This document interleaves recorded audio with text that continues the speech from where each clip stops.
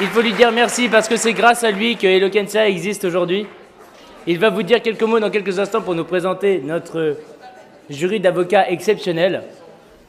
Alors Pierre-Baptiste, pas tout de suite, mais maintenant quand même.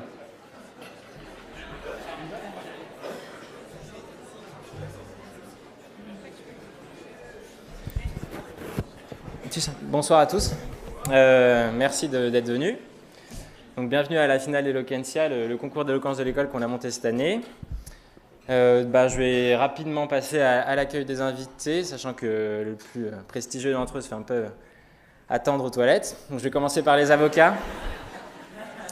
Et je vais commencer par les dames pour respecter la procédure. Alors je vais appeler Isabelle Châtaignier, que je vous demande d'applaudir.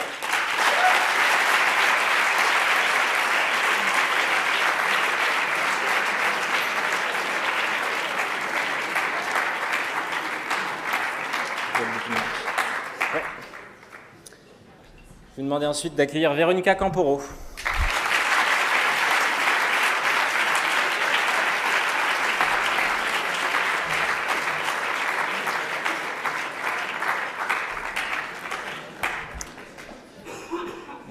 Deux avocates femmes, maintenant deux avocats hommes. Je vais demander d'applaudir Charles Laroche.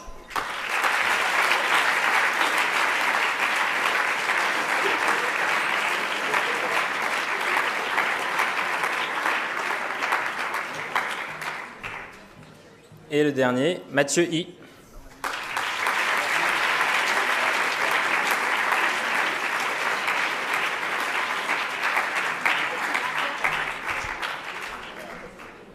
Alors là, normalement, je dois vous annoncer Nicolas Bedos, mais apparemment, ça s'est un peu attardé aux toilettes.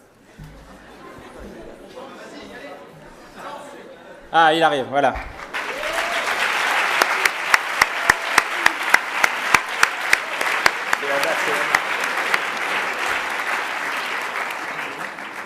C'est là, c'est là.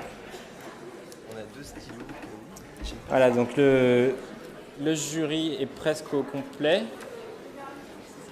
Ok. Donc on aura aussi un collaborateur de PwC, notre partenaire, qui va nous rejoindre dans 5-10 minutes. Donc le principe, donc si vous étiez présent au tour préliminaire, il y avait 10 candidats au départ. Maintenant, il en reste 4 donc, pour cette finale. Dans l'ordre, Benoît, Lucille, Mathis et Mathieu qui vont passer devant vous sur deux sujets différents.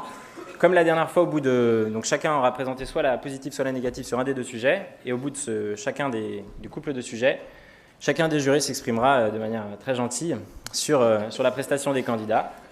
Puis ensuite, il y aura une délibération du jury pour remettre les lots en partenariat avec PwC et Google. Voilà. Donc le programme de la soirée. Sans plus attendre, on va passer au premier sujet. Alors le sujet que certains connaissent déjà, les avocats, faut-il finir son assiette? Et je vous demande d'accueillir Lucille Borel.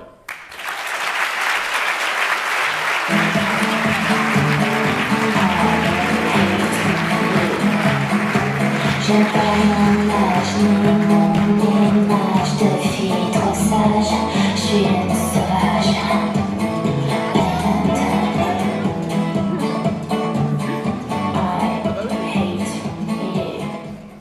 Bonsoir tout le monde, bonsoir le public, bonsoir mesdames et messieurs membres du jury. Faut-il finir son assiette? C'est une bonne question. Non, sérieusement, ça me rappelle quelque chose qui s'est passé en mai 2012.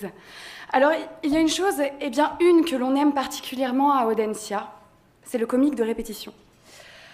Mais j'ai entière confiance en Pierre-Baptiste, ici présent, en ce qui concerne le choix des sujets. Quoique j'aurais pu continuer sur la même lancée, ça aurait été bien plus simple et puis ça m'aurait épargné du temps. Au lieu de cela, je laisse à la candidate de mai dernier son copyright et j'introduirai donc ainsi papa, m'a toujours dit qu'il fallait que je finisse mon assiette.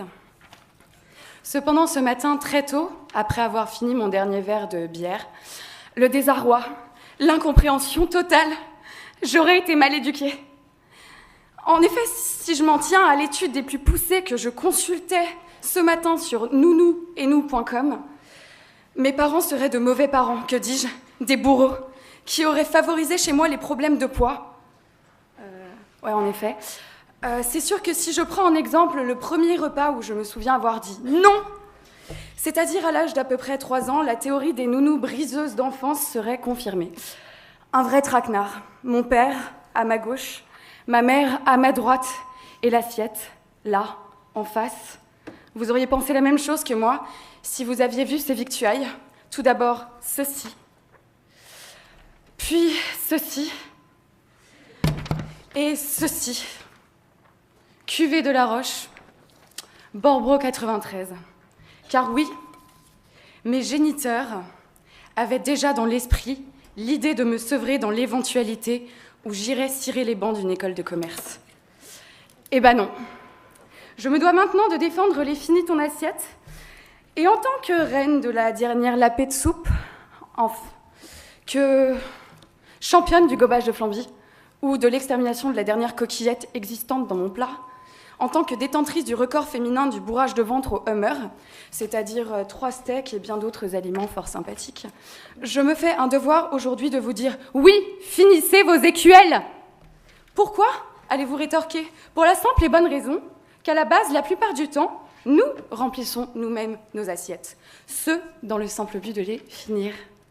Si la façon de remplir son récipient ou si la quantité à l'intérieur était toujours la même, cela se saurait enfin. Ainsi, tout cela diffère selon la personne et même selon l'humeur. Pour alimenter ma pensée, je me servirai d'un cobaye, moi-même. J'ai effectivement différentes envies selon les périodes et cela influe grandement sur la quantité requise. J'ai donc 4 façons de me faire plaisir. La première concerne mes petites faims. Je pourrais l'intituler mon moment Jean-Michel Cohen en l'honneur des petites portions peu caloriques que ce cher diététicien recommande. Mais encore une fois, non. J'ai décidé de l'appeler mon moment Alex. C'est un peu un entremets. Il est aisé de le finir, étant donné que la quantité n'est pas imposante en soi. Mais cela a beau être assez petit comme portion. Au final, je suis vite rassasiée car j'ai bien dégusté. La deuxième est simplement mon plat de résistance. Un moment lambda, mon moment Antoine. Cela s'apparente à un bon plat simple, assez bien rempli. Le but étant de se nourrir, j'ai généralement tendance à ne pas savourer assez, à manger pour manger, presque à m'embêter. La troisième, que je nomme communément mon moment Charlie, est peut-être la meilleure de toutes. Dans mes phases de grande faim, et elles sont nombreuses, je fais appel à cette solution. La portion est certes plus grande que les 2 précédentes. Cela ne veut point dire que je ne finis pas mon assiette. Bien au contraire, ce plat de résistance étant quelque peu conséquent, il faut prendre son temps afin d'en profiter. La règle primordiale est de ne surtout pas avaler. Enfin, la dernière, mais aussi celle qui a été la plus rare dans mon cas, la boulimia maxima, c'est-à-dire mon moment maxima. J'ai changé de prénom car il avait un besoin de confidentialité étant donné qu'il doit être à Audencia. Je me disais que j'avais une faim de loup, puis je me rendais vite compte que j'avais eu les yeux plus gros que le ventre, et qui sait pourtant que j'ai un appétit féroce. J'étais ravie en voyant cet énorme plat, mais devenais profondément déçue, me rendant compte que je n'y verrais aucune joie dans la dégustation et me résignais à le finir tout de même. C'était un travail des plus laborieux. Je vois le bonheur dans mon assiette, le gentil Sisyphe de Camus aussi. Imaginez-le, éprouvant, remontant la montagne et à la fin, cet éternel recommencement, cette assiette pleine. Sisyphe semble heureux, moi aussi. Je m'en vais de ce pas avec cette phrase, la seule, la dernière. Il faut vivre pour manger et non manger pour vivre. Ahoué, Obélix. Ainsi, je vis pour finir mon assiette. Merci.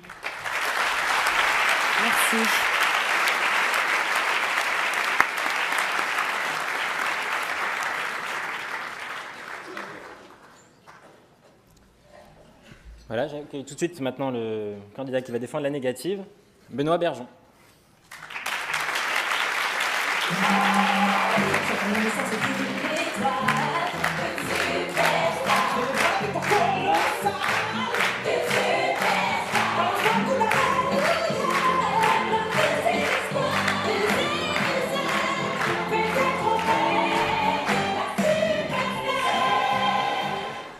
Non!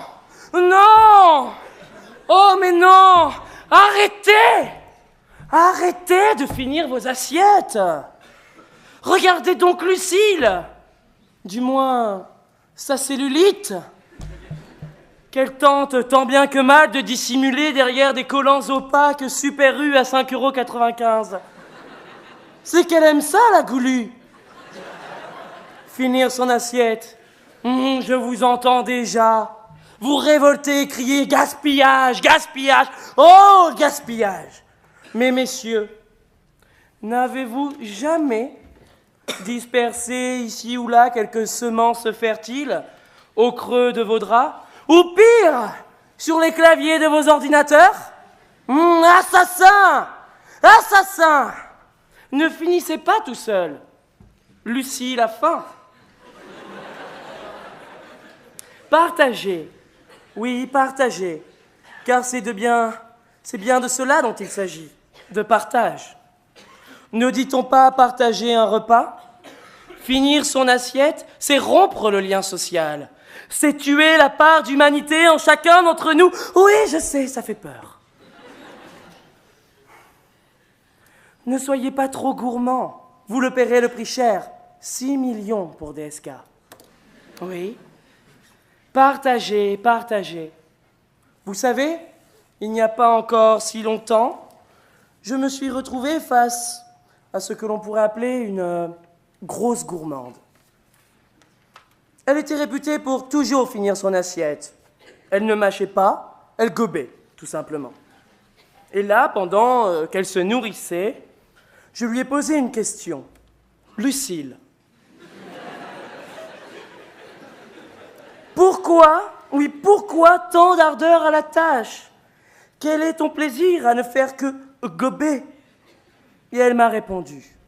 Ah oui! Ah c'est bon, oui, encore, j'aime ça! Oui, j'aime ça! Oh oui, encore! Oui? Quand je vous disais que de telles pratiques nous enlevaient toute part d'humanité entre nous. Parce que, à ce moment précis, Lucille ressemblait plus à ce que l'on pourrait appeler peut-être une chienne, plus qu'une humaine. Ne me veux pas, Lucille, il fallait bien que quelqu'un parle de ta boulimie. Mais revenons à l'essentiel, si vous me le permettez. Car ne pas finir son assiette, c'est avant tout savoir se retenir. Et vous savez combien cela peut être parfois difficile de se retenir. Mais c'est pourtant avec la frustration que vous prendrez le plus de plaisir. Car manger ou gober, c'est avant tout une question de plaisir. Et quelle déception lorsqu'un moment de plaisir ne dure qu'un instant. Prenez donc votre temps, oui, et ne faites pas que gober comme Lucille. Découvrez lentement chaque saveur, une à une, et prenez une pause. Je sais, c'est frustrant, mais lorsque vous allez revenir pour finir votre assiette, vous aurez alors tellement faim que vous allez prendre l'assiette en main, la lécher de bas en haut, jusqu'à finir l'ultime et la dernière petite goutte de sauce.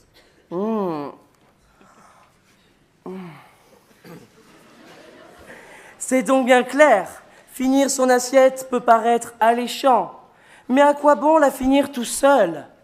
Partager. Oui, je sais pas moi, peut-être avec une copine ou un copain, ça dépend. Le vrai problème n'est pas de finir son assiette, mais de la finir seule. Parce que, à quoi cela sert-il de découvrir quelque chose de bon si c'est pas pour en faire partager ses amis? À plusieurs reprises, j'ai entendu des amis me dire « Ah oui, c'était bon! C'était tellement bon, tu peux pas imaginer!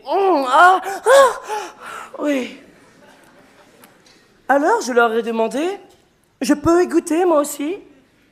Et ils m'ont répondu « Benoît, arrête!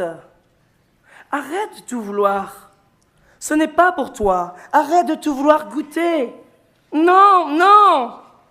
Bah, c'est pas gentil. » Non, c'est pas gentil, puisque moi, je partage. Encore hier soir, j'ai partagé avec Nicolas Bedos. 3 fois, tellement c'était bon. N'est-ce pas, Nicolas? Ne sois pas timide, dis-leur.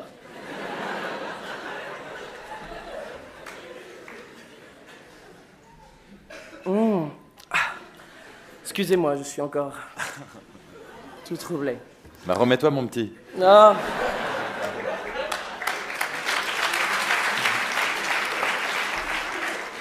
Enfin, et je conclurai de cette manière, ne finissez pas vos assiettes, pas tout seul.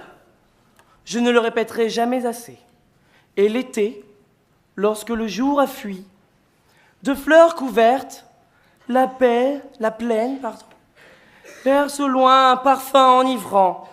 Les yeux fermés, l'oreille aux rumeurs entr'ouvertes. On ne dort qu'à demi d'un sommeil transcendant. Le rapport?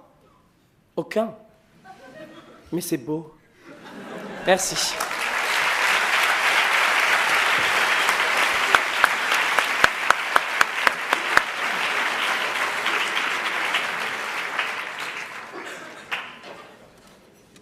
Bien, alors, donc on a eu les deux prestations sur le premier sujet. Je vais laisser la parole au juré dans l'ordre qu'ils souhaitent. Ils finissent d'écrire. Qui veut commencer? Il faut aller au pupitre.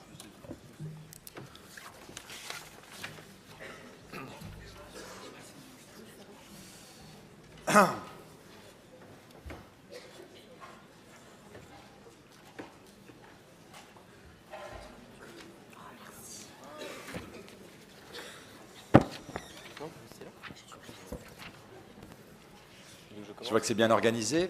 Bah, écoutez, on me laisse le privilège de commencer, donc j'en suis ravi. Alors, je reviendrai sur la positive, Lucille Borel. Donc j'ai retenu que vous aviez cité l'avare. Donc il faut manger pour vivre et non pas vivre pour manger. Moi j'ai envie de vous citer Rabelais, pour défendre la positive aussi. L'appétit vient en mangeant, la soif s'en va en buvant. Et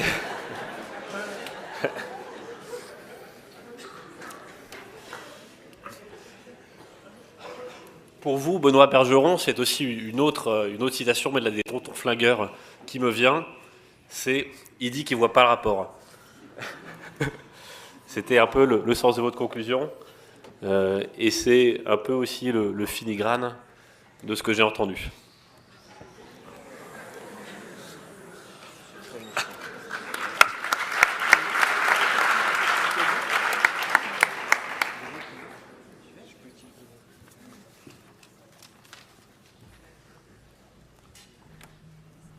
Lucille, faut-il bafouiller dès la première phrase de son discours? D'un point de vue de l'éloquence pure, j'ai envie de te répondre non. D'un point de vue de la rhétorique, j'ai également envie de te dire non. Alors,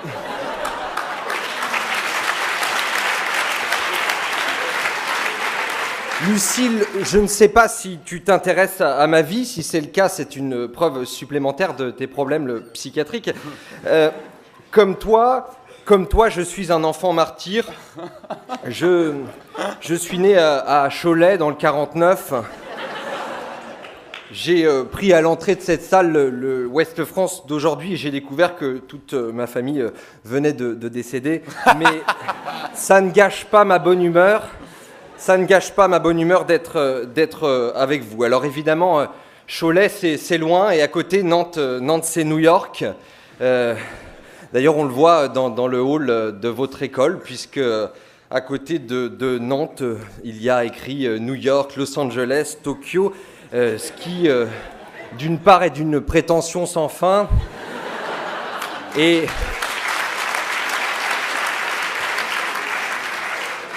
d'autre part, n'a aucun intérêt, puisque nous sommes à Nantes, nous savons quelle heure il est à Nantes. Alors, dans ce Ouest France, il y a d'autres informations que je voulais vous communiquer. D'abord, 6 nouvelles chaînes de la TNT vont bientôt arriver. Ensuite, à Mouais, en Loire-Atlantique, la maison d'un père de famille détruite par le feu. C'est moche, mais c'est moins moche qu'un discours de Benoît Bergeron.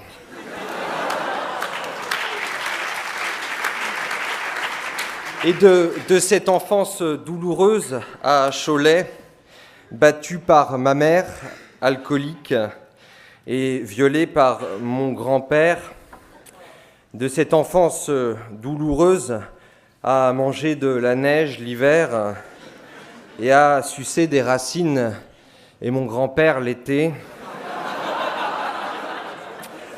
j'ai retenu comme toi, Lucille, ce goût du sperme et du travail mal fait. Alors, j'ai envie de te dire, eh bien, luttons ensemble, Lucille, luttons ensemble contre ces enfoirés qui ont détruit nos vies, comme Benoît Bergeon. Benoît, tu n'as pas seulement ruiné ma vie, mais aussi celle de Véronica Camporo, ici présente, dans la mesure où, à cause de toi, je vais être obligé de raconter cette sordide histoire qui, sans violer le secret professionnel, concerne un client de Véronica Camporo qui a été extrêmement surprise en arrivant à la gare de Nantes, puisqu'il y a quelques dizaines d'années, un de ses clients a été condamné pour un viol dans les toilettes de la gare de Nantes. Je vous l'accorde, c'est glamour. Et, eh bien, cette jeune femme violée, Lucille, c'était ta mère.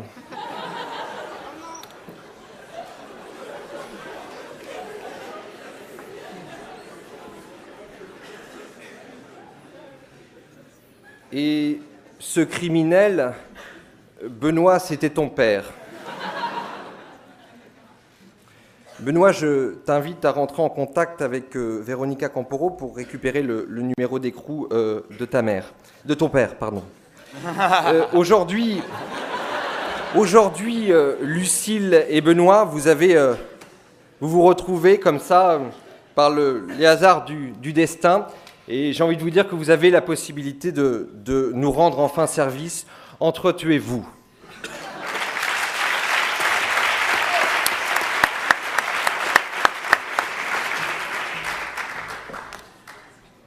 Lorsque Pierre Baptiste, il y a désormais quelques mois, nous a invités à ce concours, il a cru pouvoir nous inciter à venir en disant « Cet amphi Eddy de Nantes a accueilli les plus grands, Christophe Barbier, Dominique de Villepin et Alain Finkielkraut !» Alors avec des invités comme ça, on s'est dit que cet amphi, effectivement, on a entendu beaucoup des conneries. Mais ce soir, je pense qu'avec Lucie, on a dépassé le mur du con. Après avoir passé 2 heures dans un train depuis la gare Montparnasse, avoir une femme allaiter un enfant en face de soi, c'est-à-dire qu'on passe 2 heures en face d'un nichon qu'on ne peut pas regarder, on est accueilli par un petit comité d'accueil, un type qui est en sweatshirt rouge, parce que, bien entendu, dans chaque école de commerce, il faut un mec qui a un sweatshirt parce que ça lui donne une aura extraordinaire. Et puis, on fait ce qui est formellement interdit dans tous les guides du routard, on monte dans la voiture d'un inconnu. C'est là, on arrive dans la Citroën Saxo de Maxence, qui manque de nous tuer à 7 reprises, notamment sur un rond-point où il voit un bus, il dit « Il n'a pas le droit !» Il arrive, il nous fait un truc à l'assurance tout risque. Et puis, je peux vous assurer qu'après une journée comme ça, je n'ai plus peur de la mort. Et puis, on voit Lucie, le physique de Neuilly avec les passe-temps de Bobigny, quoi. L'union parfaite entre l'anorexie et le bourrage de Hummer. Parce que quand tu parles des grands moments, quand tu as des grands moments de faim, tu manges du Charlie. Mais oui, c'est une bonne idée de manger du Charlie. Parce qu'effectivement, c'est un plat de résistance qui se mange longuement, tu as raison, mais qui ne s'avale pas. Et ça, il faut en discuter ensemble quand même. Et d'ailleurs, c'est après qu'on voit Benoît qui est le défenseur de la négative. Alors à Nantes, je vous explique, on a inventé un mot qui s'appelle « être contre ». Donc quand on défend la négative, on est contre, voilà. Alors après la fille qui n'avale pas, Benoît arrive avec cette phrase énigmatique « Tu sais, c'est parfois difficile de se retenir ». Alors c'est comme si chaque discours en fait était en communion, mais pas pour les bonnes réponses. Donc en fait, il y a des messages cachés qu'il faut interpréter. Et surtout, c'est l'homme qui conclurait ces discours. Et donc, comme conclusion, il arrive avec cette phrase « Des fleurs couvertes par la plaine, au loin des parfums enivrants, super ça !» C'est la diction d'Édith Piaf avec un discours digne des musclés. Et avec un Benoît comme ça, on finit son assiette.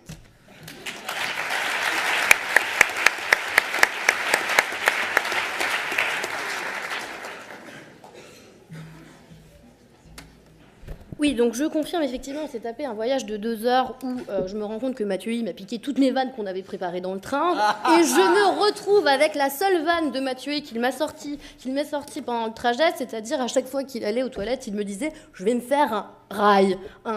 Donc voilà, tout l'humour de mon confrère. Donc je me suis dit, je vais quitter Paris, cette ville de déprave et de débauche, pour arriver à Nantes. Je vois un sujet tout à fait mignon. Faut-il finir son assiette ? Moi, personnellement, ça me rappelle mon enfance et de ma grand-mère mexicaine qui me disait que lorsqu'on ne finissait pas son assiette, tout terminait dans un tuyau à notre mort et on se transformait en cochon et on devait tout avaler par le tuyau. Enfin bref. Petite digression, mais non, Lucille Borel et Benoît Bergeon ont tous les deux trouvé un rapport avec le sexe. Alors, je trouve que leur rapport est très, très poussé et très capillotracté, mais franchement, vous auriez pu y aller plus franc du collier. Alors, on a eu le film porno, là, on a le discours porno discount. Alors, à la place de Clara Morgan, on a Lucille Borel en Claire Morganette. Alors, chérie, tu nous parles que tu n'avales pas de 4 façons de te faire plaisir. Là-dessus, tu aurais pu y aller plus sincèrement en disant je préfère avaler parce que j'adore quand on me crache la purée dans la bouche. 4 façons de se faire plaisir. Là, au lieu de trouver des métaphores, tu aurais pu y aller en disant la première, j'adore le cunilingus. La deuxième, j'adore les jacques faciales. Et j'adore la double pénétration. Comme ça fait 4. Enfin, s'agissant de Benoît Bergeon, là aussi, on continue dans le porno discount et on a Ricky Soffredo de la rhétotrique. Donc, on a finalement, Benoît, ton discours, c'est juste une simulation d'orgasme sexuel, mais dans ce cas-là, vas-y, franchement, tu t'aurais pu... Oh oui, oh la vache. Oh oui, vas-y, j'adore ton discours, Benoît. Ah oui, c'est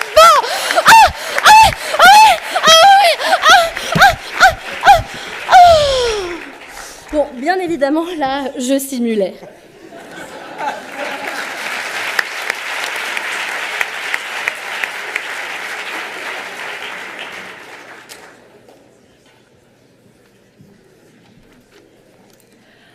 Alors moi aussi, je vais revenir sur quelque chose que Charles a dit tout à l'heure. J'aime beaucoup, en ce qui me concerne, cette expression de la défense de la négative. C'est-à-dire, on ne peut pas dire « moi je suis pour », moi je suis l'avocat de la défense de la négative. Tu comprends ? Ça donne l'impression qu'on défend des causes qui sont très importantes, alors que putain, on est en train de se demander si on doit finir son assiette ou pas. Quoi. T'as faim, t'as pas faim, c'est réglé. Pour en revenir à Lucille, elle plaide comme elle jouit.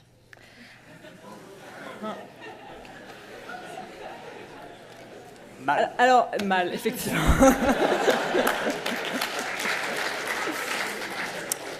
Alors, elle a commencé sa plaidoirie dans un râle qui était plein de promesses en nous disant « Alors, faut-il finir son assiette ?» Et là, elle a parlé de son père. Et puis, elle est revenue sur le fait, quand même, qu'il fallait prendre son pied en finissant son assiette, en avalant cet énorme plat, toujours avec sa petite moue gourmande. Ce qui me fait dire que tu as vécu des choses terribles, Lucie, dans ton enfance. Alors, je ne sais pas ce que ton papa t'a fait, mais il va falloir aller régler ça sur un divan, et ce sans allusion sexuelle. Benoît Bergeon. Alors, une plaidoirie de Benoît, c'est un peu comme lorsqu'on met le DVD de Titanic. On sait que ça va être un naufrage, mais on a quand même envie de voir le bateau couler.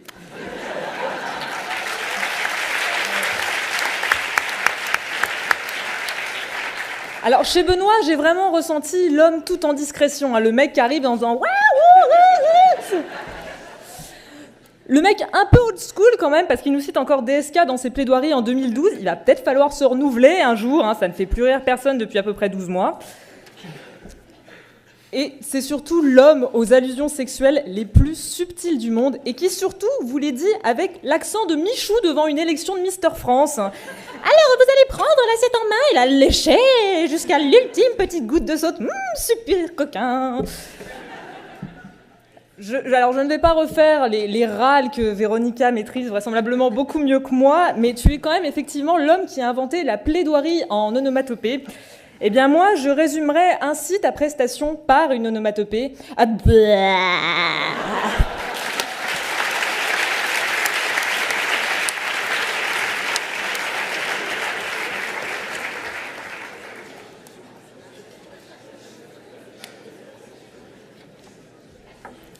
Bah, je joue le jeu, moi aussi. Hein.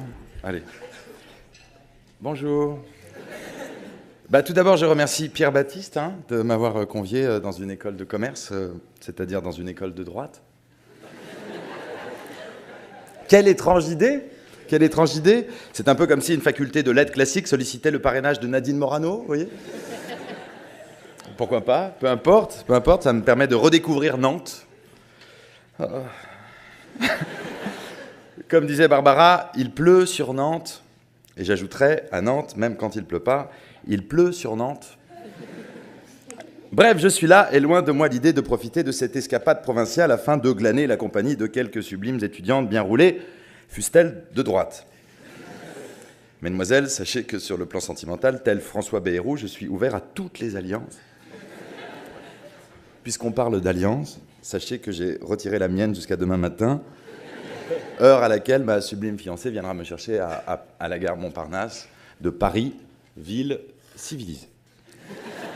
Bon, pour revenir juste à nos deux jeunes camarades, Lucille, en écoutant l'intro de la première candidate, je me suis d'abord interrogé. Ai-je été invité à un concours d'éloquence ou au Téléthon?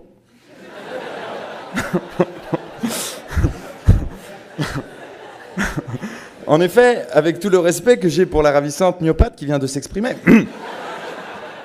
je ne saurais trop lui conseiller de dompter son trac à l'aide d'un Carlixo, voire d'un gramme de MDMA.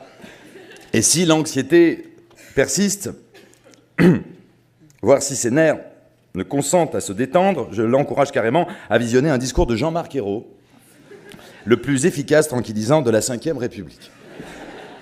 Quant à Benoît, le jeune prépubère qui lui a répondu et qui sera, j'en suis sûr, encore plus charismatique quand il aura mué, et que quelques poils délicats se seront décidés à pousser sur ces microburnes, il semble qu'il soit resté bloqué au stade youporn.com. En effet, tel Laurent Baffy, Jean-Marie Bigard ou Dominique Strauss-Kahn, qu'il vient de citer, Benoît aime à finir toutes ses phrases par bite, salope ou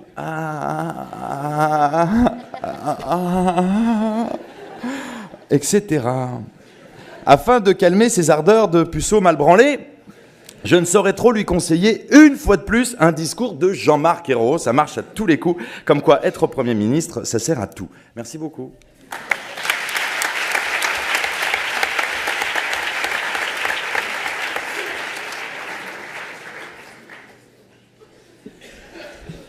Bien, on va passer au deuxième sujet. Et donc... on va passer au deuxième sujet. La polygamie, une manière de mutualiser les risques. Et donc j'appelle Mathis Pellerin.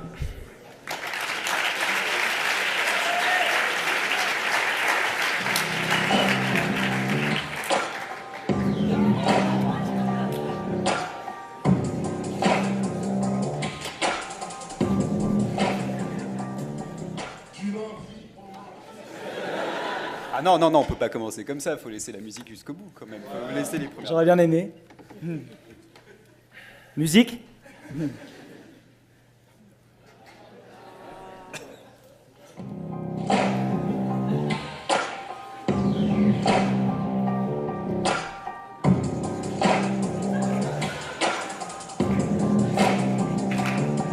Du lundi au mardi, on viole. Du mercredi au jeudi, on viole. Vendredi, entre amis, on viole. Samedi, en famille, on viole.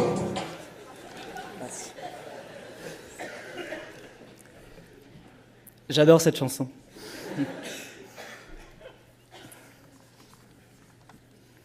Alors, la polygamie, une manière de mutualiser les risques. Oh, je te vois venir, Pierre-Baptiste, petit polisson. Toi, ce soir, tu veux du cul. Et moi qui espérais, naïvement peut-être, m'extirper d'une thématique qui, je le consens, me colle si bien à la peau, lisse. Mais non, le sort en a décidé autrement. Alea jacta est. Ce sera la polygamie et ses 30 millions d'amis. Et sache, Pierre-Baptiste, que, comme tu en veux, tu en auras. Qu'est-ce que la polygamie si ce n'est mutuer les risques ?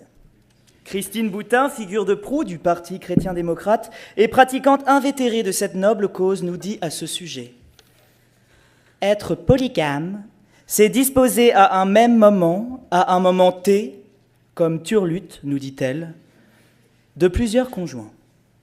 Elle insiste, à juste titre, et au fond cela ne m'étonne pas de Christine, sur le fait que la polygamie s'adresse autant aux hommes qu'aux femmes. Alors les filles, heureuses ? Très heureux. La polygamie s'oppose donc, parce qu'elle en est le contraire, à la monogamie. Au dogme, oui, au dogme du couple à deux que d'aucuns qualifieront de fléau national, comme je les comprends. Néanmoins, la monogamie a pour mérite d'être appliquée à sens unique dans la quasi-totalité du monde, excepté en Ouganda et au Burkina Faso. Mais dis-moi, Mathieu,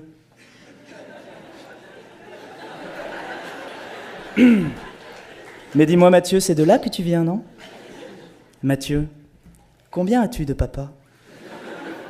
Combien as-tu de maman ? Pourtant, l'histoire avec un grand H, n'a pas manqué de souligner le courage de ces hommes qui ont osé se dresser contre cette pensée unique, ce véritable Big Brother du sexe. Je pourrais parler des épicuriens, des hédonistes, mais prenons plutôt un exemple récent, mis en contexte. Nous sommes en 1890 après JC, aka Jésus-Christ. Toute l'Europe est féodée, asservie sous le joug de la puissante monogamie. Toutes ? Non. Car une caste peuplée d'irréductibles teutons résiste encore et toujours à l'envahisseur. Leur nom ?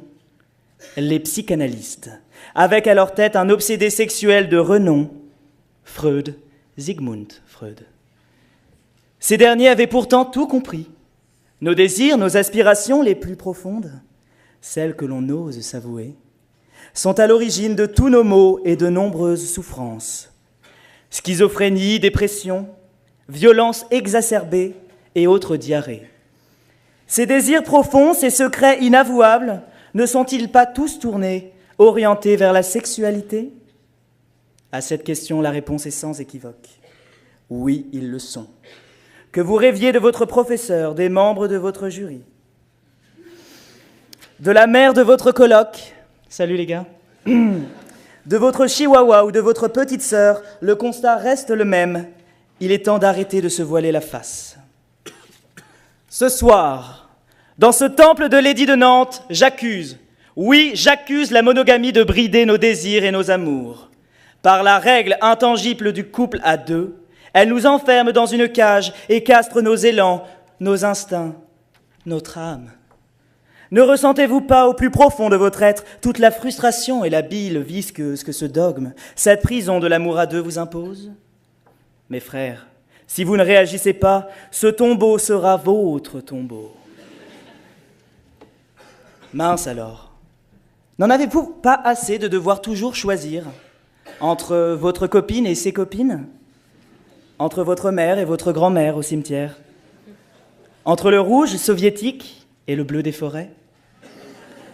Pourquoi faudrait-il toujours se restreindre à quantifier la plus belle chose qui existe sur Terre ? L'amour. Afin de choisir le mieux-disant, la mieux-disante. Ce soir, mes frères, je pars en guerre et vous appelle à me rejoindre pour mettre fin au règne sans partage d'un monde où il est interdit d'en aimer 2 ou 3 ou 15. Libérez-vous de vos chaînes. Croyez-moi, le monde libre existe. Ce n'est point une chimère, ces rivières sont de lait, ces arbres en pain d'épices, et la jouissance y a élu domicile.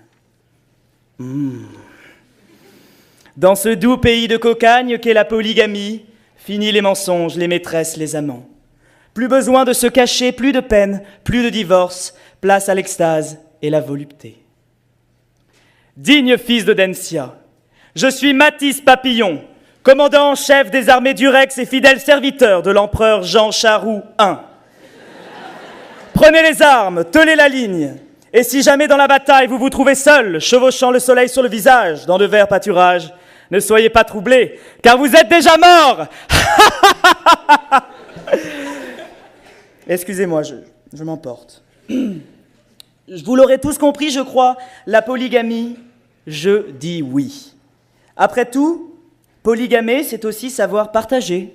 Les bons moments, certes, comme les mauvais. Partager les richesses, mais aussi les risques.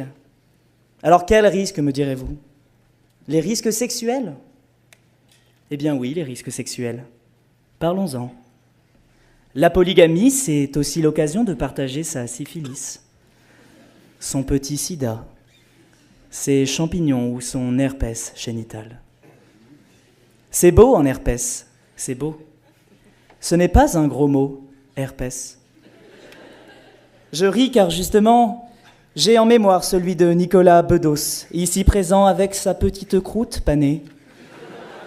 Cette muqueuse enflammée, ses craquelures découvrant à peine un pu jaune poussin, jaune canari. Et que dire des mouches, Nicolas? Montre-le, Nicolas. N'aie pas peur. Non, je plaisante. Je profite de cette tribune qui m'est donnée en ce jour pour appeler toutes les femmes en manque, d'affection, de tendresse, bien sûr, à se joindre à moi afin de former une seule et unique famille. Oh oui. En effet, je ne puis douter à présent de votre soutien à cette belle cause, mais sachez, mes frères, que seule une raison ultime m'a poussé à m'en faire le héros. Cette raison, tu la connais, Charles Haroche. Acceptes-tu de partager ta femme avec moi? Merci.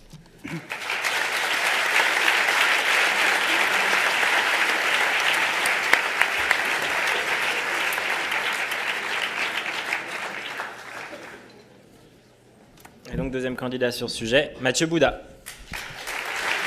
Je répète la crainte qu'elle a détourné. Je mets une double vie, celle avec ma petite amie, celle avec les autres filles. Je mets une double vie, comme si je marchais sur un fil entre le jour et la nuit. Je mets une double vie, celle avec ma petite amie, celle avec les autres filles. Je mets une double vie, et je sais déjà comment ça va finir mal. Bonsoir à tous, bonsoir public, bonsoir jury. La polygamie, une manière de mutualiser les risques. Quand il y en a une, ça va encore. C'est quand il y en a plusieurs que ça pose problème. C'est ce que ce cher Brice Hortefeux aurait dû nous dire cet après-midi de fin d'été 2009, plutôt que de dénoncer le nombre d'Auvergnats en France. Quelle idée! Car oui, une femme c'est bien, c'est même déjà assez compliqué comme ça. Mais alors, pour en vouloir plusieurs, autant d'ores et déjà se donner la mort en allant se taper toutes les Congolaises de la rue Paul Bellamy. Matisse, bel et faible hédoniste, a voulu vous faire croire qu'on mutualise les risques et autres contraintes de la vie en étant polygame. Eh bien, tu fus dans l'erreur, hein, mon cher Matisse. Mais les gens comprendront, car tu n'as certainement pas la chance, comme moi, d'avoir un père, un grand-père, un arrière-grand-père polygame. C'est de tradition dans la famille, dans mon pays et sur mon continent d'origine. Hamza Ismaili, présent ou pas dans la salle, ne vous contredira pas. Il a 5 mères. D'ailleurs, j'étais certain que Pierre Baptiste, par analogie avec mon teint légèrement basané, m'aurait collé la tare de défendre la positive du sujet qui nous concerne aujourd'hui. Car pour ma part, je suis convaincu que la polygamie ne met pas en commun les risques pour en limiter les occurrences. Elle en multiplie l'impact par rapport à ceux qu'on peut connaître en étant seul ou monogame. Multiplication du risque de se faire dépouiller par l'une de ces femmes vénales en école de commerce au vu de l'argent que vous ferez, ça compte. Mais aussi du risque, à cause de la jalousie d'une de ses partenaires, de se faire dérober sa semence pour concevoir un rejeton non souhaité. Je vous passe les moyens utilisés, buccaux ou non, que j'ai pu observer à la télévision. Bon, allez, je sais que vous en avez envie. L'autre soir, entre 2 bouchées de poulet de chez KFC, avec un ami sénégalais, me raconta tout à trac comment l'une de ces femmes, la faciale un peu trop facile, pour ne pas citer le parolier rappeur Rof, en avait profité pour lui faire un enfant sur le dos. Pour le calmer, je lui fis miroiter la perspective d'allocation familiale supplémentaire, ce qui le rendit heureux de rechef. Ah bah oui, parce que c'est sûr que la polygamie vous permet d'être plutôt à l'abri du risque. Je prends le pari que la plupart des gens présents dans l'auditoire, toi par exemple, n'a vu dans le terme polygamie qu'un homme et plusieurs femmes. Mais dans ce contexte si particulier de l'école de commerce, comment éluder le phénomène inverse, à savoir une femme et plusieurs hommes? Nul besoin de vous rappeler que les filles d'Audencia se laissent facilement enivrer par l'opportunité de changer de partenaire comme de chaussettes, voire même de s'en taper deux en même temps. Une jeunesse dépravée qui intéresserait fortement à Nicolas Bedos, qui se dit amoureux des jolies filles. Il y a dû avoir un problème sur la dernière. Hein. Mais je ne vous conseille... Tu parles de qui? Ah, là, t'es emmerdé parce que... Hein d'une certaine ex-asiatique présente sur Internet, qui vous a fait un peu de mal d'ailleurs. Mais... Ouais. Toi, je vais te terminer dans 3 minutes.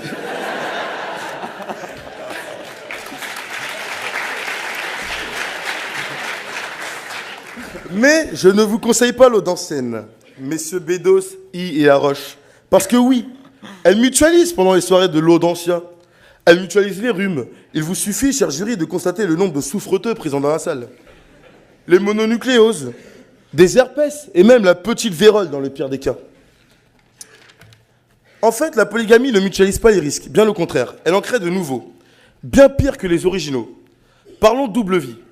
Non, pas celle d'un marmot de la Bassie, doux comme un agneau le jour, prédateur alcoolisé la nuit, mais plutôt celle d'un Jean du Jardin dans Les Infidèles, avec qui, monsieur Bedos, vous partagez une réelle amitié, mais aussi une calvitie naissante. Dans...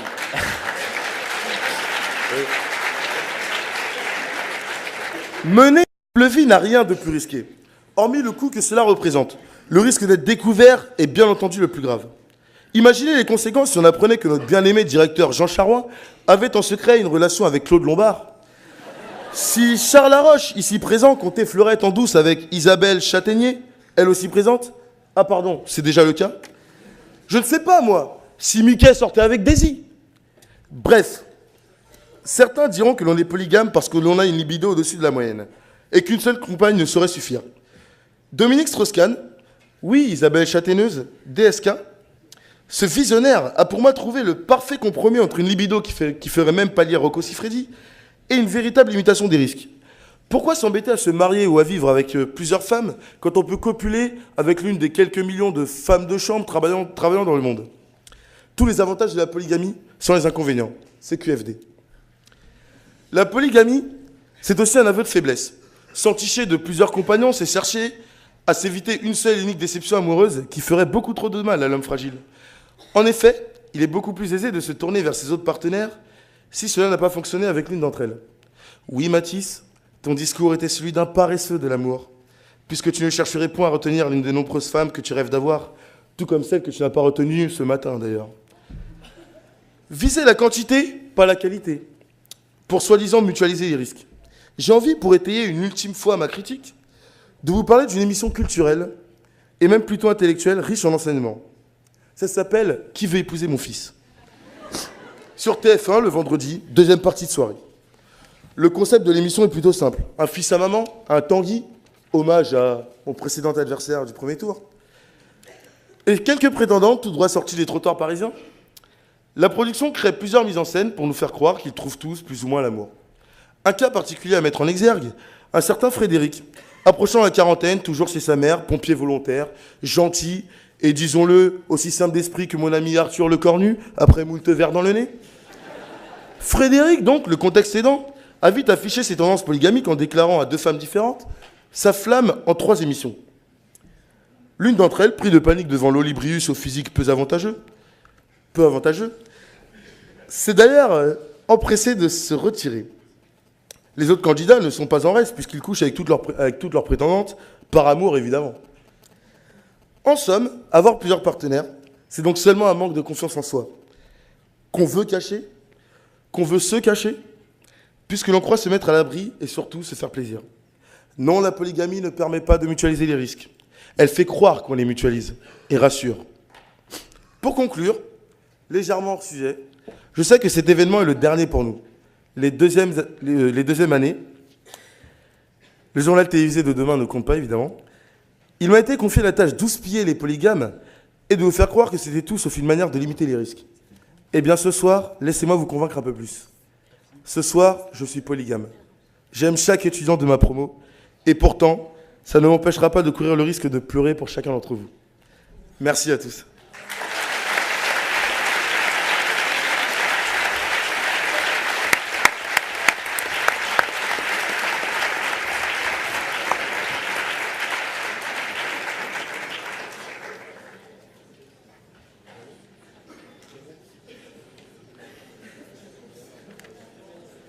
Donc c'est bien, tous les deux, vous avez commencé avec des jolies chansons. C'était bien. Ensuite, ce qui a suivi a suivi. Donc vous, Mathis Pellerin, finalement, les risques, vous les mutualisez pour vous, mais en revanche, vous les multipliez pour les autres. Hein. Parce que la syphilis, tout, vous multipliez tout.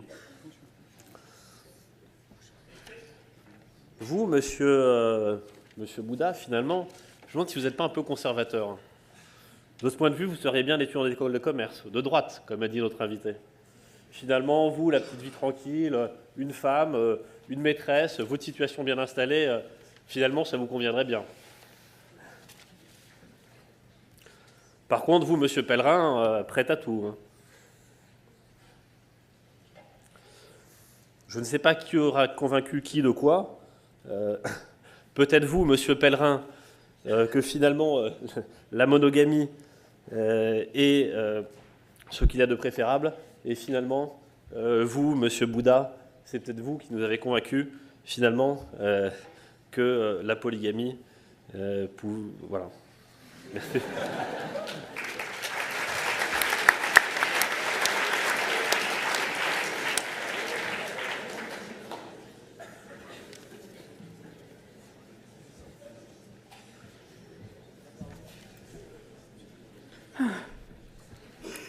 Cet après-midi ressemble de plus en plus à une émission sur France 3 Nantes. C'est à 2 pas d'Angers, la capitale mondiale des affaires de viol sur enfants.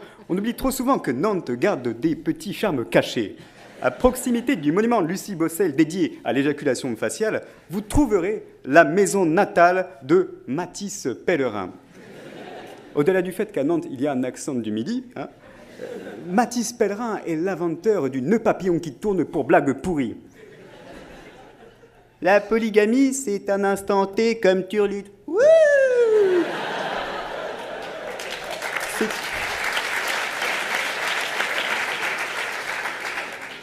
Vous applaudissez sur n'importe quoi, hein, quand même. Mais c'est avant tout l'inventeur, avec son frère Benoît, du porno médiéval. Le porno médiéval, ça consiste en quoi? Ah mon Dieu, votre épée, votre verge est comme l'épée de Charlemagne, longue, dure et fatale. Voilà. C'est un homme qui a eu une vie qui mériterait d'être reconnu. Donc inventeur des blagues pourries, ça on l'a déjà dit. Il a trouvé la mort après avoir tenté de demander à Charles Laroche s'il était prêt à partager sa femme. Sur son épitaphe, on retrouva ces quelques mots, MDR, mort de rire. Et puis nous passons très loin dans les savanes de Nantes, dans la Nantes subsaharienne, avec Mathieu Bouddha, la poutre de Nantes. Oui. Alors, Mathieu Bouddha vient de ces contrées lointaines et mystérieuses où l'on ne fait pas des enfants dans le dos, mais des enfants sur le dos. Alors, cela représenterait une avancée décisive dans le débat sur le mariage pour tous, parce que si on arrive à faire des enfants directement dans le dos, je peux vous assurer que ça va régler le problème de l'adoption. Alors, il a l'intelligence et l'esprit et la finesse de rentrer dans le chou de Nicolas Bedos, qui ne lui a rien demandé, devant 5 avocats, et Nicolas Bedos s'est retourné vers moi en disant « Ouais, j'ai beau être de gauche, pour lui, ça sent le retour à la frontière. » Bon. Ce qui m'amène quand même à cette question fondamentale, obsédante, pénétrante. Mais qu'est-ce que vous avez, bon Dieu, avec le cul dans cette université? Mais je ne dis pas dans cette université, c'est dans toutes les écoles de commerce. Moi, à la fac de droit à Assas, on avait des préoccupations beaucoup plus bonnes. Casser la gueule d'un juif ou d'un arabe. Mais chez vous, c'est maladif. On a l'impression que vous n'en avez jamais vu un, quoi. Et c'est-à-dire que la polygamie, il y a d'autres avantages beaucoup plus décisifs. Je ne sais pas, moi, la cuisine, par exemple. Vous avez 2 femmes, c'est quand même l'assurance d'avoir un appartement propre, rangé, d'avoir des enfants qui vont à l'école, et vous pouvez rester, en plus, vous n'utilisez pas les risques, vous m'utilisez les salaires, quoi. Alors, je me dis, il faut prendre le temps, à Audencia, de faire une grande thérapie, parce qu'on se croirait dans un collège de mormons qui découvre le cul. Allez-y, donnez-vous par la main, et puis, allez, on va réussir à avancer, on va vous faire découvrir la vraie vie. Parce que quand vous irez à Paris, je vous assure que la rue Saint-Denis n'aura pas des moyens suffisants pour vous tous, hein. Alors, c'est vraiment ce choc décisif qui me permettra d'aller aux assises sans aucun problème désormais dans les affaires de viol, m'inspire une réflexion. On a vu beaucoup de talents aujourd'hui, on a vu beaucoup de candidats qui ont du panache, et je crois que le plus important dans ces journées comme celle-ci, c'est d'avoir le courage de venir, de prendre la parole, et pas nécessairement pour faire rire, pas nécessairement, vous pouvez aussi émouvoir, mais c'est vraiment d'avoir cette démarche qui consiste à dire, voilà, j'ai les couilles, j'y vais, je me montre. Bravo à vous.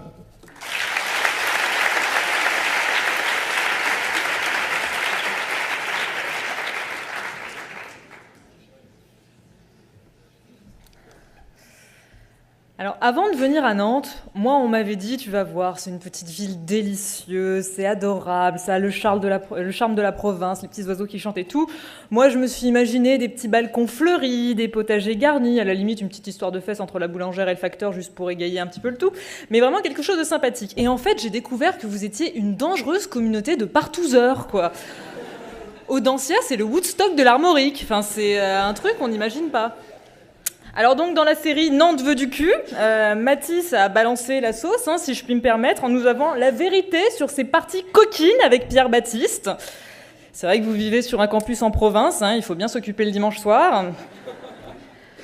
Mathis, j'ai bien senti quand tu nous as parlé de cette caste d'irrésistibles teutons, qu'en réalité tu voulais nous parler de la fameuse caste des irrésistibles tétons.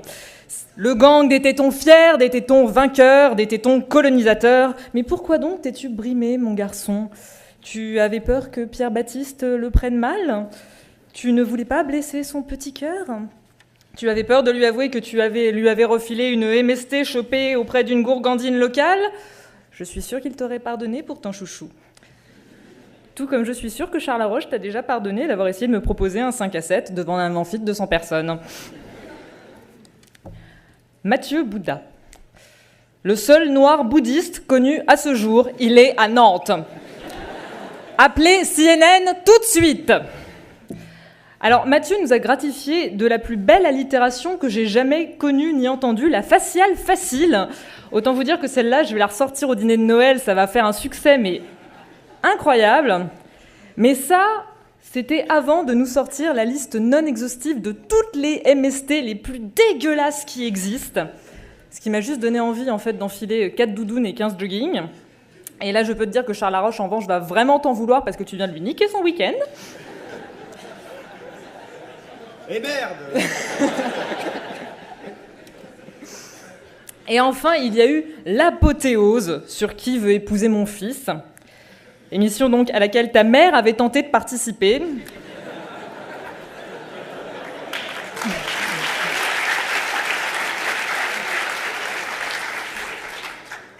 Avant que la prod ne lui dise « Autant pour le gay au costume multicolore, c'est jouable, autant pour toi, c'est mort ».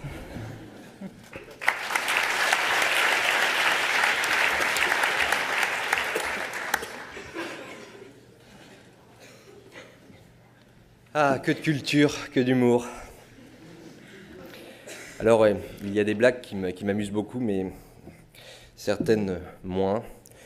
Et je voudrais signaler que, Véronica, sans dévoiler quoi que ce soit de ta vie privée, tu as le sida. Voilà. Amusons-nous quand même. Mathis, Mathieu, moi aussi j'y ai droit.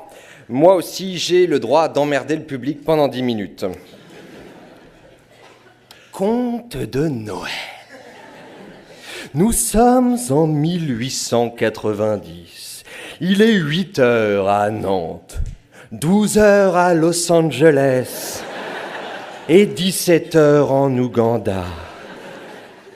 Dans le salon, la maman de Mathis... Et c'est vachement dur à faire ta voix, Mathis. C'est hyper crevant.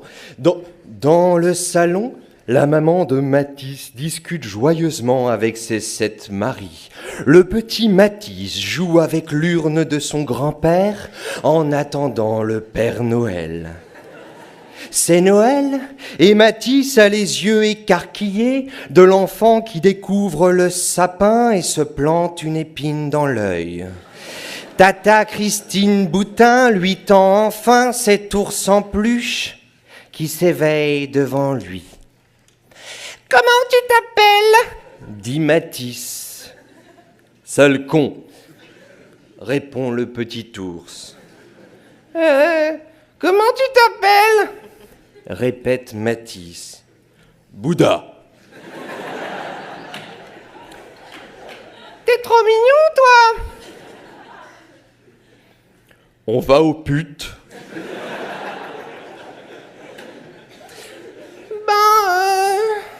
Je préfère qu'on baise ensemble. Ok. Tu me suces ? Dit le petit ours. Non. Il faut d'abord que je demande à Tata Christine Boutin. Répond Matisse.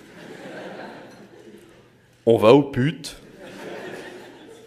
Demande le nounours. Et vous savez très bien comment finit cette histoire. Comme tous les contes de Noël, Bouddha et Matisse finirent ensemble dans un monde rempli de faits diarrhéiques et de discours merdiques. Tin, tin, tin, tin, tin.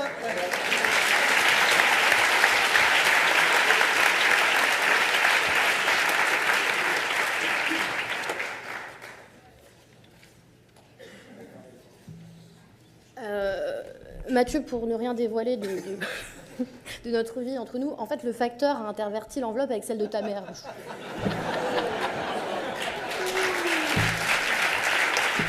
Mais bon, c'est pas trop grave vu qu'elle était en phase terminale.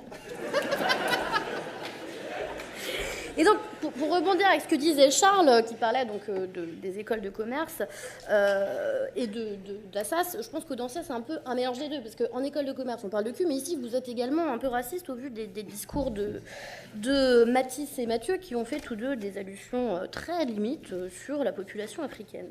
Alors, je vais être assez courte, hein, j'ai pas grand-chose à dire, un peu comme un rapport sexuel avec Mathieu et Matisse à la suite. Je pense que, à part dire que Matisse m'a fait penser à Franck des To Be Free déguisé en cow-boy,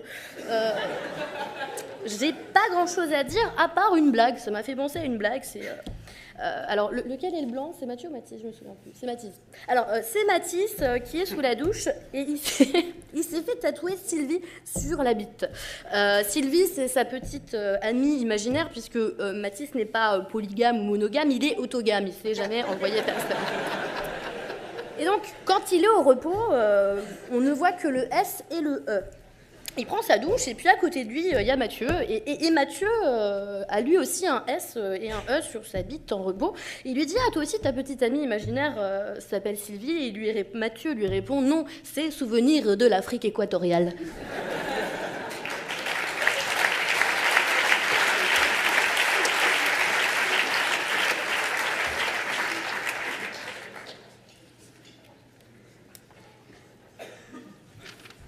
Quand je pense que je suis même pas payé. Matisse fait l'éloge de la polygamie, mais encore faudrait-il que plus d'une femme accepte de subir sa voix de crécelle et son verbe pauvre. Je pense pas un mot de ce que je dis, c'est pour jouer. Hein. Quoique. Déjà que sa mère, lorsqu'il naquit, il y a 15 ans et demi, déjà que sa mère, dis-je, eut envie d'avorter dès qu'il sut dire « maman ». Je doute qu'une cohorte de groupies se batte aujourd'hui pour mâchouiller son herpès génital. Si Matisse souhaite accéder à la multiplicité des rapports sexuels, je ne vois qu'une seule solution, les putes. Et je ne parle pas seulement des organisatrices d'Eloquentia, qui, elles, sont bel et bien gratuites.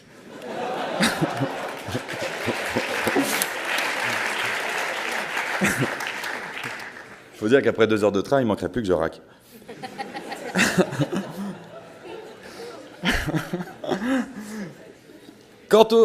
Quant au second candidat...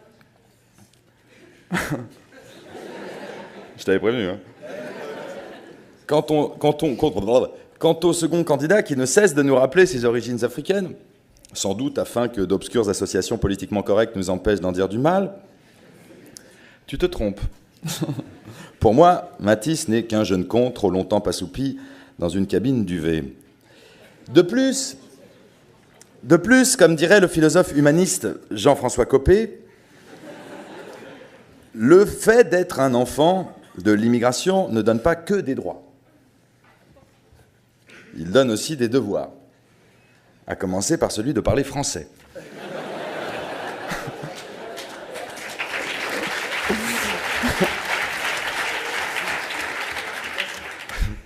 Quant à l'effronterie avec laquelle il a osé évoquer mes récents chagrins d'amour, je me permettrai de te rappeler que je suis encore fragile. Étant blanc et français, j'ai un cœur.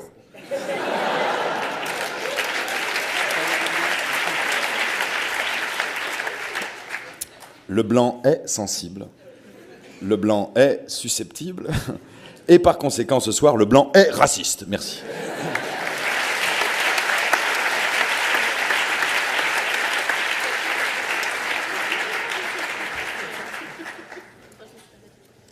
Bien, on va faire une petite pause, le temps que les membres du jury délibèrent.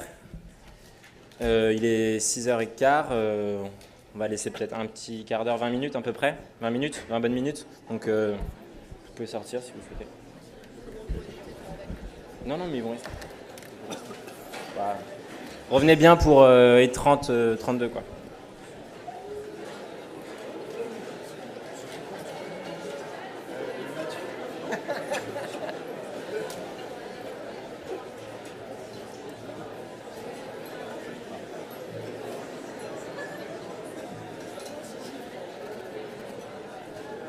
Je vous avais dit de pas être...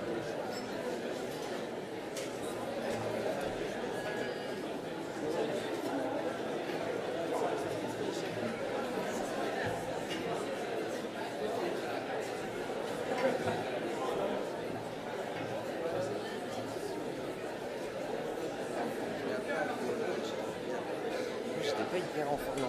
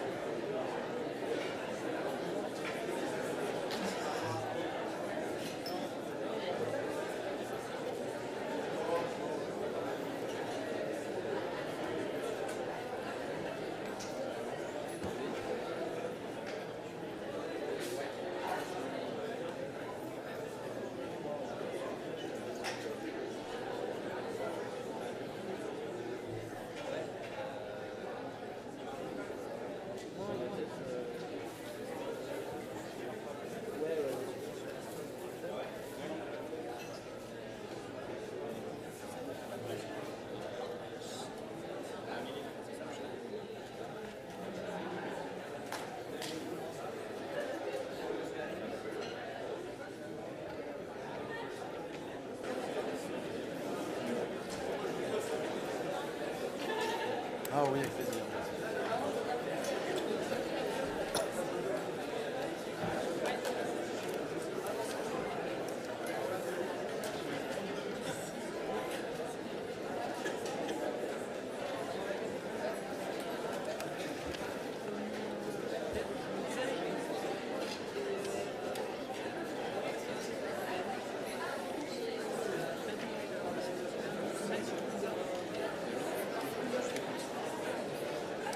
Ouais, je vais faire juste après.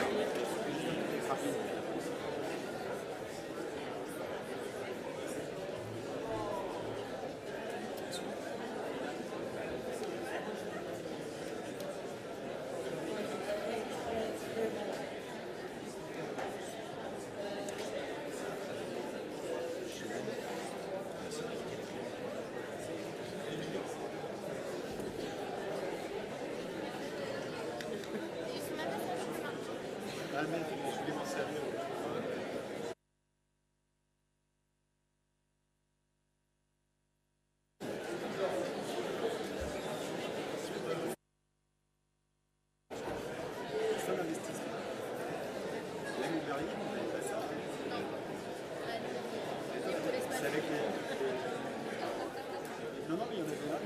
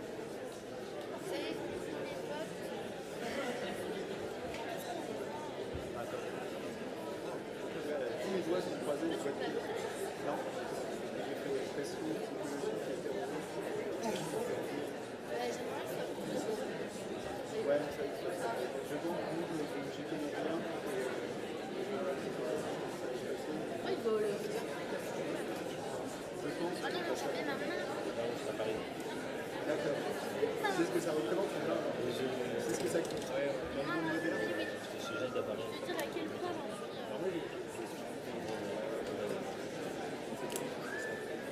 C'est un peu différent.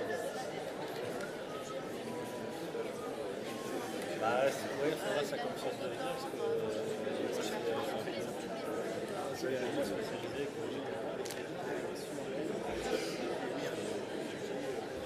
moi, je suis parlant, je ne sais pas ça j'ai gagné.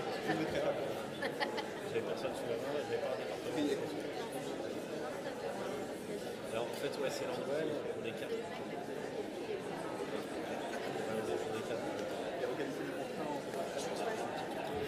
Non, ils sont 80, c'est alors Price, c'est 80. Et il y a des commissions des consultants.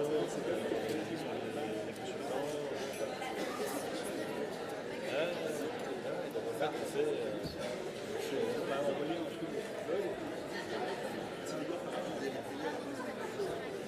Alors, non, on fait pas tellement de promotion.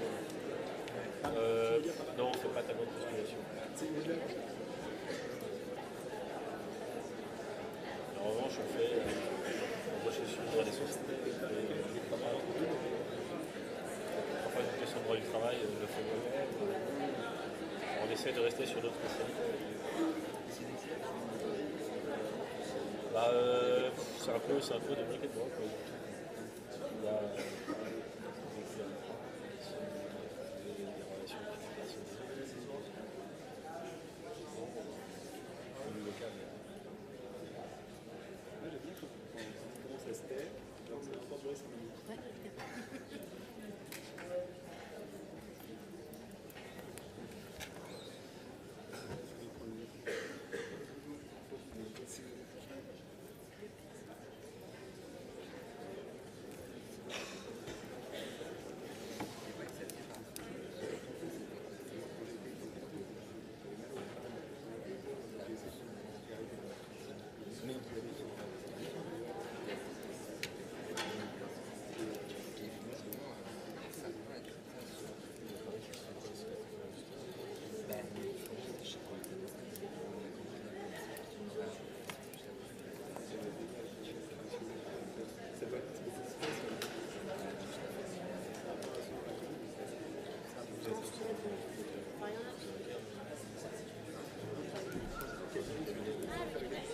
Bonsoir à tous.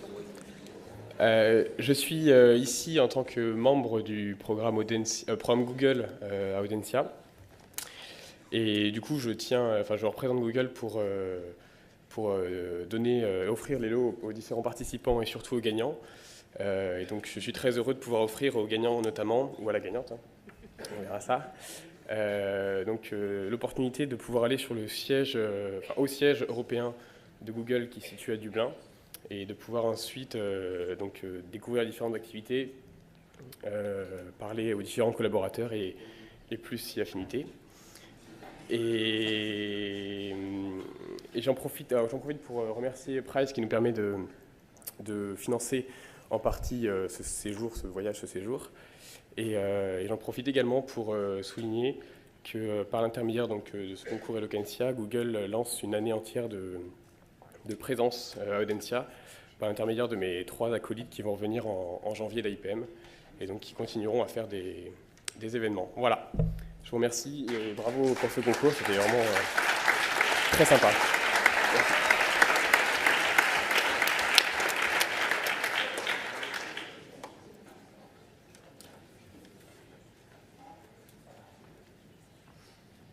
Bon, alors voilà, j'ai l'impression d'être vieux quand je fais des trucs comme ça. Je voulais, voilà, deux mots avant de vous quitter, de partir. Je sais pas où d'ailleurs, où je vais partir, mais enfin je vais partir quelque part. Enfin, je sais pas. J'ai l'impression que c'est mort ce soir. Il se passe des trucs à Nantes ou pas? Ça bouge. J'ai toujours apprécié, moi, ces concours d'éloquence. En fait, j'avais rencontré quelques-uns de mes camarades du jury parce que j'avais passé une soirée absolument exceptionnelle au concours Berryer. Je sais pas si vous avez entendu parler de ça. C'est vachement bien. Et c'est tellement bien, parfois, il y a même des candidats ou des secrétaires, des jurys qui sont bien meilleurs que certains comiques qu'on voit dans des trucs de stand-up et tout ça. Et parfois, on se dit, merde, putain, il va devenir avocat, mais s'il pouvait jouer au point-virgule, ça ferait du bien à tout le monde aussi. Enfin bon, j'aime bien les concours d'éloquence, pas du tout par mon intérêt pour la compétition, car tout le monde dit ça, mais c'est vrai, ça veut strictement rien dire. Mais parce que l'éloquence, c'est pas seulement s'envoyer des vannes dans la gueule, comme on l'a fait pour s'amuser. L'éloquence, moi, c'est quelque chose qui a toujours compté quand j'étais jeune. L'éloquence, pour moi, alors je vais devenir un peu chiant, mais c'est savoir exprimer ses sentiments, par exemple, à une femme ou à un homme, sans que celui-ci se mette à bâiller, par exemple. Ce qui est mieux. Parce que je t'aime mal dit, c'est comme va te faire enculer. Ça n'a aucun intérêt. L'éloquence, c'est donner un cours de collège ou de lycée ou à la fac. C'est donner un cours sans que les élèves aient envie de retourner au café pour se péter la gueule à coups de bière de Noël, par exemple, aussi, ça c'est important. Moi, je sais que j'ai été consterné par certains de mes profs et je ne saurais trop encourager à l'école, partout, ce genre de trucs parce que ça fait travailler l'éloquence. Et l'éloquence, c'est formidable. C'est formidable parce que c'est plein de trucs. C'est aussi présenter le JT sans que les téléspectateurs aient envie de zapper sur une émission de télé-réalité. C'est donner du relief à ce qu'on pense. L'éloquence, c'est quand la vie redevient vivante. Voilà, ça c'était mon petit moment un peu chiant.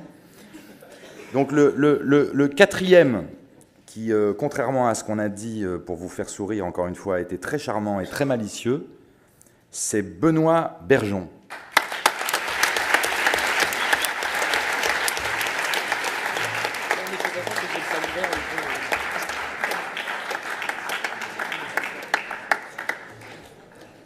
La troisième, qui a eu la difficulté terrible de s'exprimer en premier. Donc on se moque, mais en fait, moi, quand je t'ai regardé arriver, je me suis dit, putain, elle n'a pas de bol sur ce coup-là, parce que c'est difficile, et tu t'en es super bien tiré. Et tu t'appelles Lucille Borel.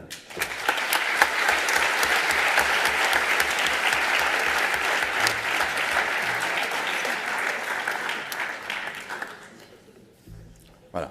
Et tu vas repartir avec un sac de préservatifs.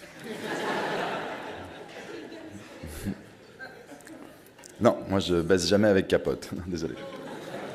Le mec peut pas s'empêcher de dire des conneries. Et le gagnant, ouais, on m'a dit que finalement le deuxième il comprendra que c'est le deuxième puisque voilà, le cousin de la myopathe de tout à l'heure. Le gagnant, eh ben ce soir il s'appelle Mathis Pellerin.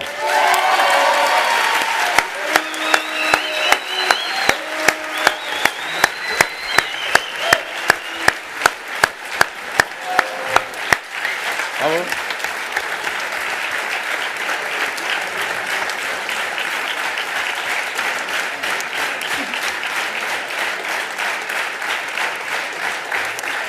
Mais pardon, mais je tiens quand même moi à dire, et je suis très sincère, parce qu'on a discuté un peu là-bas, que moi personnellement, j'ai aussi énormément apprécié Mathieu Bouda.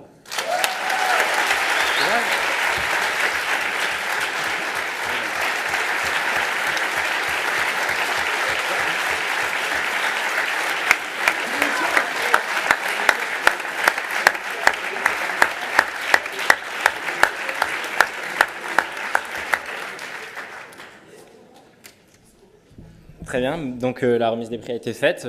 Bravo encore aux 4. Moi, je tenais à remercier donc PVC pour le soutien qu'ils nous ont apporté, enfin qu'ils m'ont apporté pour l'organisation de ce concours. PWC, pardon. Je remercie aussi Google par l'intermédiaire d'Alexandre Fagnus et de Ronan qui nous ont permis d'organiser ça. Donc le gagnant partira à Dublin visiter pendant une journée les locaux de Google. Puis je remercie aussi très chaleureusement tous les membres du jury qui ont accepté de participer à cette soirée. Voilà, je crois qu'on peut encore les applaudir.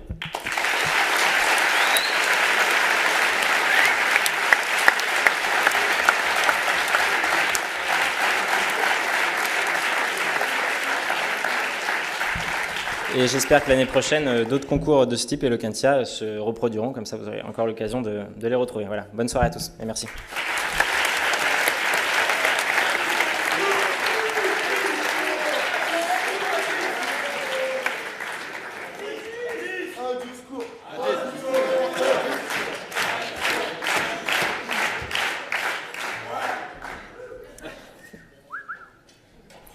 Alors, moi je vais juste remercier.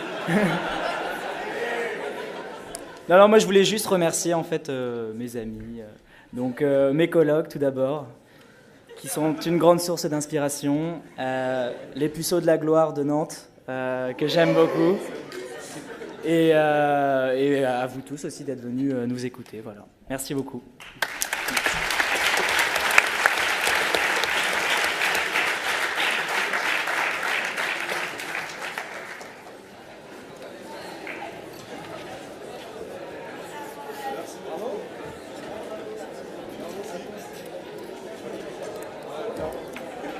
Merci beaucoup.